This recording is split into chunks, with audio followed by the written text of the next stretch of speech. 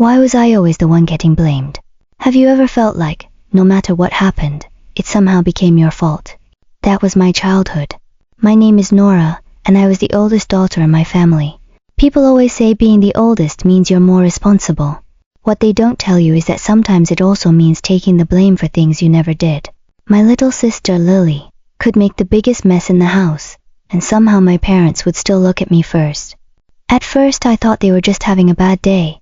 Then it happened again, and again. Until I finally realized it wasn't an accident. It was the rule. Whenever Lily made a mistake, I was expected to prevent it. One morning, Mom asked us to carry juice to the breakfast table. I remember warning Lily, hold it with both hands, walk slowly. She smiled, I know, then she ran anyway. The glass slipped from her hands. Orange juice exploded across the kitchen floor. I immediately grabbed a towel. I thought my parents would ask Lily what happened. Instead, Dad looked straight at me. Nora, you're the older sister. You should have helped her. I froze. Lily spilled the juice. Yet somehow, I was the lesson. I told myself it wasn't worth arguing. She was only little. Maybe next time things would be different. I was wrong. A week later, I spent almost 3 hours finishing a drawing for school. I was proud of it. Before leaving for a glass of water, I looked right at Lily. Please don't touch it. She nodded. The moment I came back, my drawing was covered in colorful scribbles. Lily looked so proud. I made it prettier. I honestly didn't know whether to cry or scream. When my parents saw it, they told Lily she shouldn't touch other people's things. For 1 second, I thought they understood. Then Mom turned toward me. You should have put your homework somewhere she couldn't reach. I couldn't believe it. She ruined my project and somehow I was still the one who made the mistake. That wasn't the last time. Dad had an important meeting coming up. He left his notes on the dining table and reminded us not to touch them. A few minutes later, I looked up from my tablet and saw Lily folding every single page into paper airplanes. I rushed over, stop, but I was already too late. Dad came back. His meeting notes were destroyed. He looked at me before he even looked at Lily. You were right here. Why weren't you watching your sister? Watching her? I wasn't her babysitter. I was her sister. But no matter how many times I explained, the answer never changed. You're older. You should know better. Those words followed me everywhere. You're older. You're older. You're older. Eventually, I started wondering if my parents even saw me anymore, or if all they saw was someone responsible whenever Lily made a mistake. Then came the day that changed everything. Our family had a memory box. Inside were years of photographs, birthday cards, childhood drawings, little pieces of our lives that could never be replaced.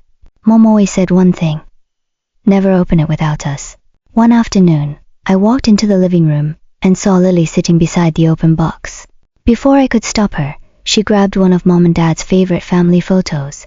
The old paper tore right down the middle. I rushed over. I was trying to line up the torn pieces when my parents walked in. Guess what they saw? The photo in my hands. Mom's face dropped. Dad looked disappointed. Neither of them asked what happened. Instead, they asked me. Nora ... Why didn't you stop your sister? That was it. Something inside me finally broke. Years of frustration came pouring out. I couldn't stop crying. I didn't spill the juice.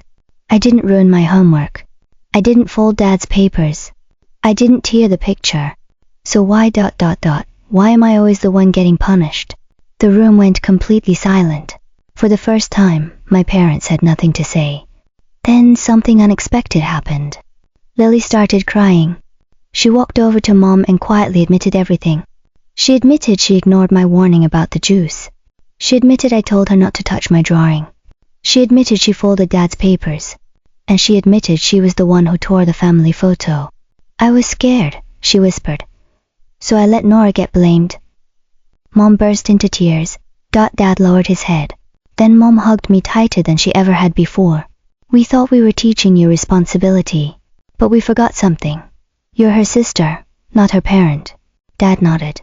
Being the oldest doesn't mean carrying everyone else's mistakes. That night, nobody missed family movie night.